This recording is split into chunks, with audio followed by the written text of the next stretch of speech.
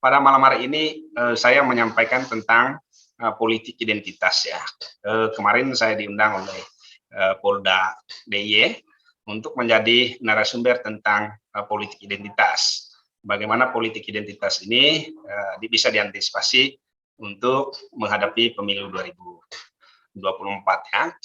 Nah, sebagaimana pemirsa ketahui bahwa pada tahun 2024 Indonesia akan menyelenggarakan pemilihan umum berbarengan dengan atau paralel dengan pemilihan kepala daerah ya, pilkada serentak, di mana rencananya pemilu akan dilaksanakan pada tanggal 15 Mei, tepat pada hari Rabu ya.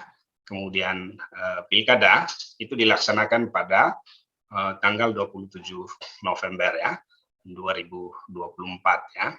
Nah, ada problem yang sangat serius di sini, terutama kalau misalnya kita menempatkan politik identitas ini sebagai bagian dari pembangunan demokrasi di Indonesia. Pada tahun 2022 ada sekitar 101 kepala daerah di seluruh Indonesia itu yang masa jabatannya akan berakhir ya. Kemudian pada tahun 2023 ada sekitar 170 ya kepala daerah yang juga masa jabatannya berakhir ya. Dan pada tahun 2024 ada sekitar 240 kepala daerah yang juga masa jabatan berakhir dan akan dilakukan pilkada serentak pada tahun 2024. Jadi total daerah yang akan melaksanakan pemilihan kepala daerah pada tahun 2024 itu sekitar 541 daerah. Nah, berdasarkan pengalaman-pengalaman kita dan bagaimana mengkonstruksi sebuah penyelenggaraan pemilu dan juga pemilihan kepala daerah yang bisa berlangsung secara sukses, kemudian tidak hanya sebagai arena untuk mendapatkan legitimasi saja, maka tentu saja penyelenggaraan pemilu dan pilkada yang berdekatan ini akan menimbulkan problematika yang sangat serius ya, terutama terkait dengan teknis penyelenggaraannya ya, atau tata kelola pemilunya, tata kelola pilkadanya ya. Nah, pada tahun 2019 kita masih ingat bahwa ada berbagai problem yang terkait dengan pemilu kita. Nah, problem yang pertama itu adalah kelelahan dari para penyelenggara yang begitu luar biasa ya, karena mereka ya tentu saja harus menjalankan semua tahapan-tahapan pemilu dalam waktu yang berdekatan ya. Belum lagi mereka berhadapan dengan partai politik, kemudian juga calon-calon anggota legislatif yang mengajukan persoalan ke Mahkamah Konstitusi. Maka ini tentu saja menjadi problem yang sangat serius ya. Nah, tentu saja ini sangat berdampak kepada bagaimana kita mengkonstruksi politik identitas ya dalam teknikal penyelenggaraan pemilu, kemudian penyelenggaraan pilkada yang bersamaan ya, berdekatan. Dan tentu saja akan banyak waktu dan tenaga yang diperhatikan untuk hal-hal teknis ya, sehingga isu yang berkaitan dengan politik identitas ini tentu saja menjadi isu yang tidak pernah diperhatikan secara serius ya. Nah, pemirsa Gurisa dan TV yang kami hormati, tentu saja kita mengetahui bahwa politik identitas ini adalah politik yang sangat tradisional ya, politik yang sangat kuno ya. Di waktu yang lalu tentu saja ya ada banyak sekali gejolak-gejolak di mana berbagai macam gejolak itu dilatari oleh politik identitas ya, terutama di Eropa ya. Revolusi Prancis misalnya tahun 1789 itu juga adalah revolusi yang ditandai oleh kebangkitan politik identitas ya. Jadi dengan semboyan liberté, égalité dan fraternité ya. Mereka mencoba membangkitkan spirit ya, kebebasan, kemudian persamaan dan persaudaraan ya, sebagai bentuk atau cara dari warga masyarakat untuk mengekspresikan hak politik dan kepentingan mereka yang sudah lama dikuasai atau dikendalikan oleh monarki yang bersifat absolut ya, banyak kerajaan ya. Dan saya rasa juga politik identitas di Indonesia itu muncul pertama kali tahun 1908 ya, dan juga tahun 1912 ya. tepatnya ada tanggal 25 Desember 1912 dengan lahirnya India Seperti ya, atau Partai Hindia yang didirikan oleh tiga serangkaian. Salah satunya itu adalah Doles Dekker ya, kemudian Ki Hajar Dewantoro ya, di mana salah satu bentuk atau isu yang menguat di dalam politik identitas pada waktu itu adalah bagaimana memperjuangkan kepentingan-kepentingan Hindia Belanda ya untuk melawan kepentingan-kepentingan dari pemerintah kolonial ya. Jadi politik identitas itu dulu muncul sebagai salah satu bentuk perlawanan terhadap kolonialisme ya. Nah, sepanjang sejarah Indonesia merdeka tentu saja politik identitas ini bukan sesuatu yang tidak pernah terjadi ya, sering sekali terjadi ya. Misalnya kita sering mendengar berbagai macam kasus terkait dengan konflik antar etnis, konflik antar agama ya, entah di Orde Lama, Orde Baru, maupun juga pasca Orde Baru ya. Walaupun misalnya intensitas dari setiap kejadian itu pada masa Orde atau pasca Orde Baru itu menjadi sangat tinggi ya. Karena pada masa Orde Baru, politik identitas ini didiri atau dikekang oleh negara ya.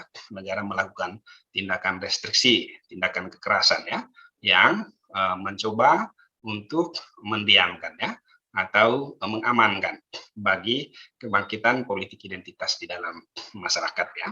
Nah, saya tentu saja tidak mengupas apa itu politik identitas ya. Tetapi sebenarnya politik identitas itu adalah politik di mana identitas-identitas kelompok, identitas-identitas golongan ya, itu dipakai atau digunakan sebagai alat politik, sebagai cara untuk mempengaruhi orang lain ya, untuk memilih di dalam pemilu atau juga untuk berkuasa ya, baik di bidang politik maupun juga di bidang ekonomi ya. Kita ingat misalnya salah seorang filsuf ya, Thomas Hobbes mengatakan bahwa homo homini lupus, manusia menjadi serigala bagi yang lain ya. Jadi politik identitas ini sebenarnya adalah politik yang sangat tradisional ya, politik yang membangkitkan ya keberingasan ya, atau naluri-naluri alamiah manusia ya. Nah, kita tahu bahwa Erich Fromm ya, misalnya mengatakan bahwa manusia itu sebenarnya pada dasarnya memiliki naluri alamiah.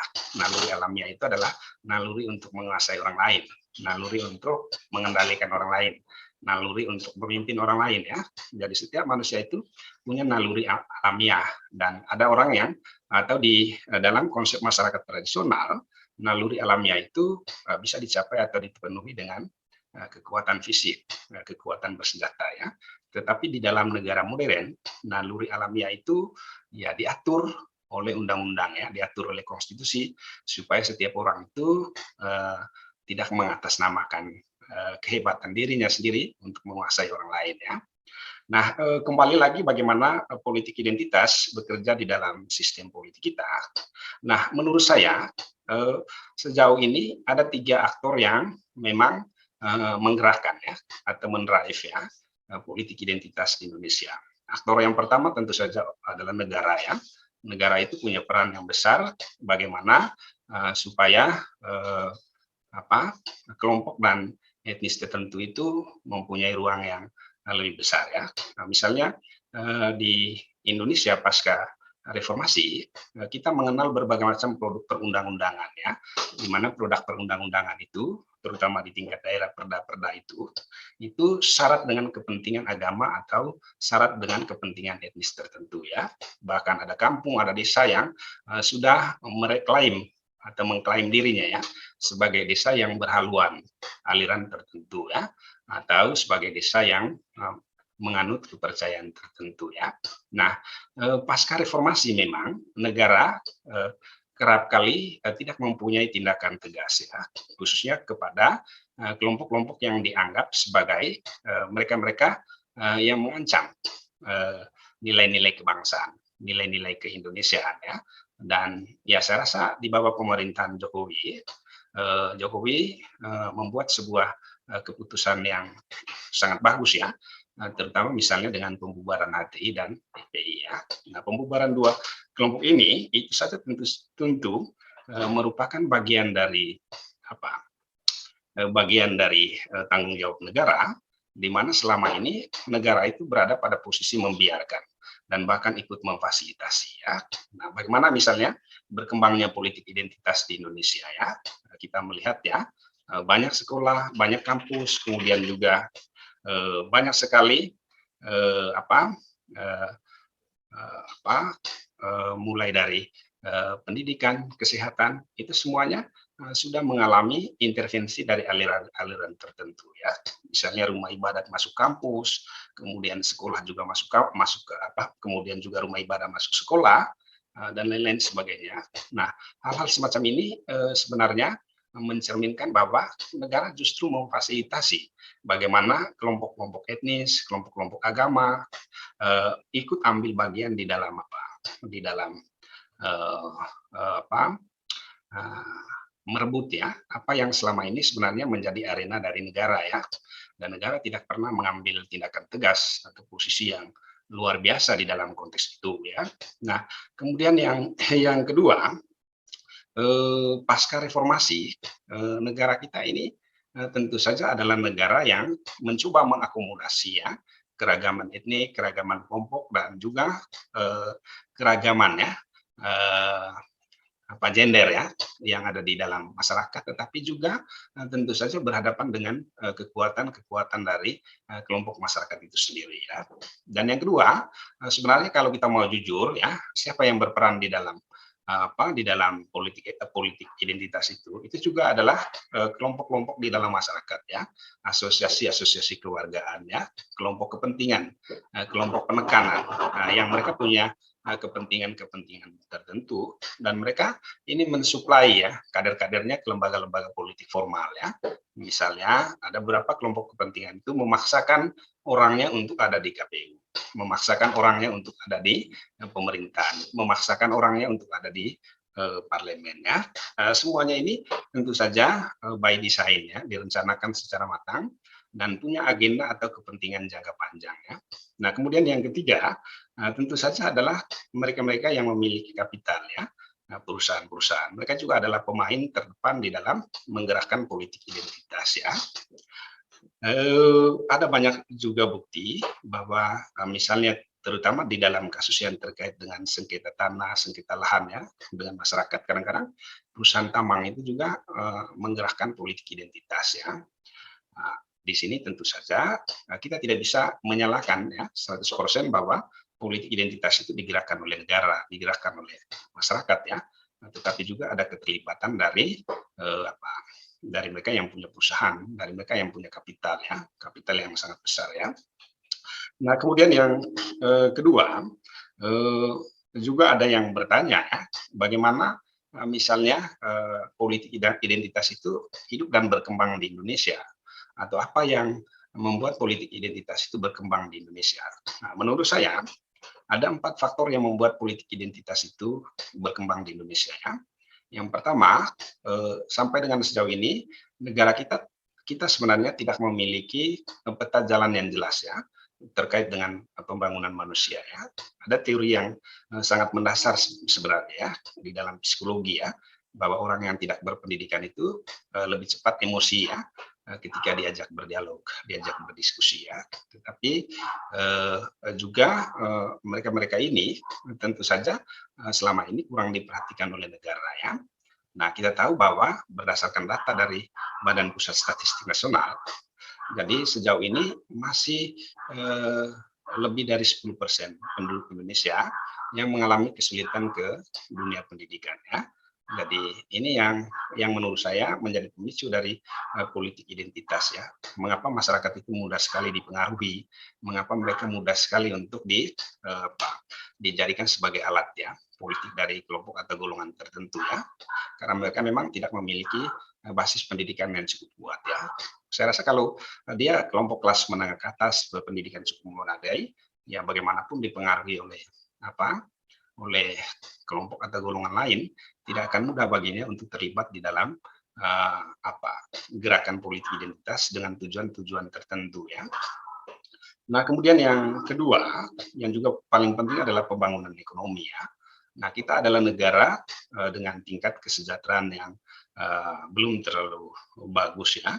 Kemudian juga kita memiliki kesenjangan pembangunan ekonomi ya. Nah, berdasarkan data yang dipublikasikan oleh Badan Pusat Statistik Nasional tahun 2021, ada 10 daerah di Indonesia yang memiliki tingkat kemiskinan yang sangat ekstrem ya. Dan 10 daerah itu misalnya salah satunya adalah Papua, kemudian Papua Barat, Nusa Tenggara Timur, Nusa Tenggara Barat ya.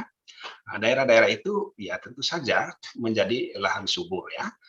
Juga mungkin tentu saja ada cara baca yang lain ya, bahwa tidak semuanya itu terjadi atau bisa terjadi politik identitas di sana ya, tetapi ada faktor yang lain juga. Tetapi bagaimanapun di dalam teori ekonomi, kalau kita membaca teori ekonomi dari Adam Smith, kemudian Rusto, mereka mengatakan bahwa masyarakat yang memiliki tingkat kesejahteraan yang rendah itu paling mudah untuk melakukan protes ya, atau paling mudah untuk terpancing di dalam gerakan-gerakan sosial untuk protes kepada pemerintah, protes kepada negara ya. Nah, kemudian faktor yang ketiga yang menurut saya juga sangat berpengaruh di dalam menggerakkan politik identitas ini adalah jarak ideologi nasional kita dengan ideologi kelompok atau golongan, termasuk juga ideologi aliran tertentu itu terlalu jauh ya. Pancasila sejauh ini itu tidak pernah dioperasionalkan secara serius ya oleh pemerintah sebagai pengambil kebijakan ya. Contoh yang konkretnya itu adalah misalnya ya, kita kerap sekali menemukan berbagai macam peraturan daerah, kemudian juga kebijakan-kebijakan pemerintah, termasuk surat keputusan bupati, surat keputusan gubernur yang syarat dengan kepentingan kelompok atau etnis tertentu ya. Misalnya beberapa waktu di Sumatera Barat itu ada kasus seorang yang non-Islam itu dipaksa untuk menggunakan jilbab ya. Nah, saya rasa ini terkait dengan jarak ideologi Pancasila dengan ideologi yang lain itu terlalu jauh ya. Dan ideologi Pancasila sebenarnya diminta atau diharuskan ya untuk terus diinternalisasikan ya, dioperasionalkan ya dalam bentuk kebijakan-kebijakan yang lebih konkret ya. Misalnya bagaimana caranya supaya bupati kemudian gubernur itu tidak mengeluarkan surat keputusan yang menguntungkan satu kelompok etnis tertentu ya, tetapi mereka benar-benar berpikir sesuai dengan nilai-nilai Pancasila ya. Bagaimana sekolah-sekolah misalnya yang itu adalah sekolah negeri kemudian melarang ya atau memaksa anak-anak yang non muslim untuk menggunakan jilbab ya. Nah, ini persoalan operasionalisasi dari ideologi Pancasila ya.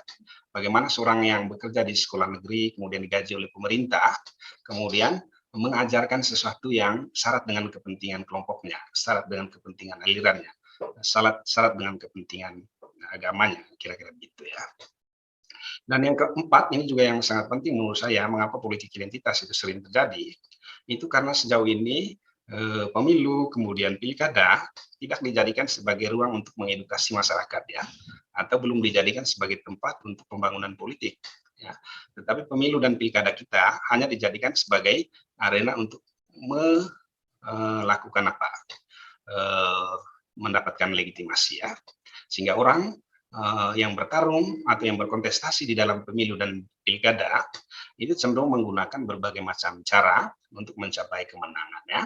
Dan sebenarnya ini juga yang sangat penting bahwa politik identitas itu adalah anak kandung dari politik oligarki dan politik patronase ya, yang sangat menguat di Indonesia mulai dari pemilu 2004 sampai dengan pemilu 2019 ya, di mana anak, ipar, menantu dan istri itu ingin ya menjadi representasi publik di dalam lembaga-lembaga politik formal ya, baik di pemerintahan maupun juga di parlemen ya.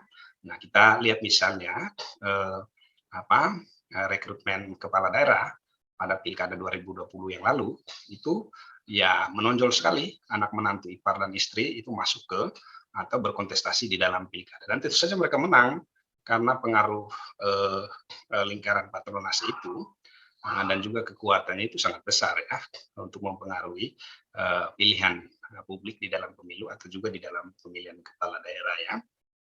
Nah, kemudian yang terakhir yang ingin saya sampaikan bahwa kita jangan pernah mengatakan bahwa politik identitas ini adalah politik yang dimainkan oleh kelompok atau golongan tertentu ya. Tetapi politik identitas adalah politik yang bahkan dimainkan oleh setiap orang ya.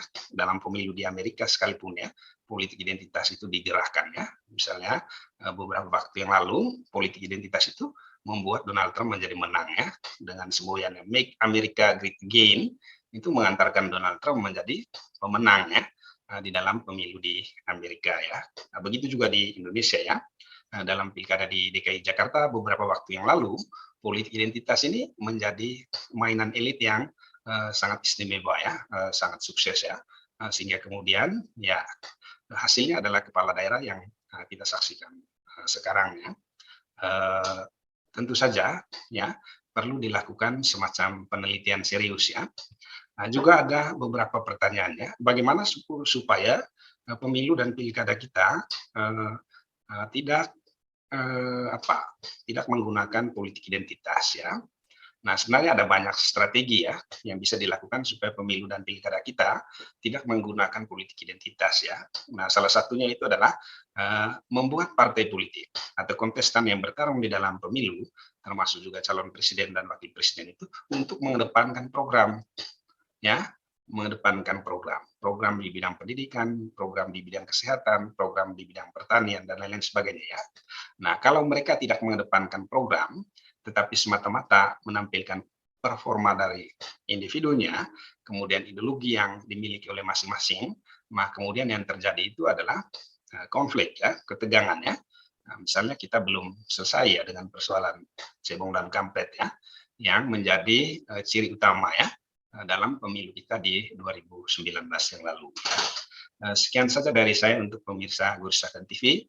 Semoga dengan materi singkat ini memberikan pencerahan kepada kita, terutama bagaimana politik identitas bekerja dan bermain di dalam pemilu dan pilkada di Indonesia. Terima kasih.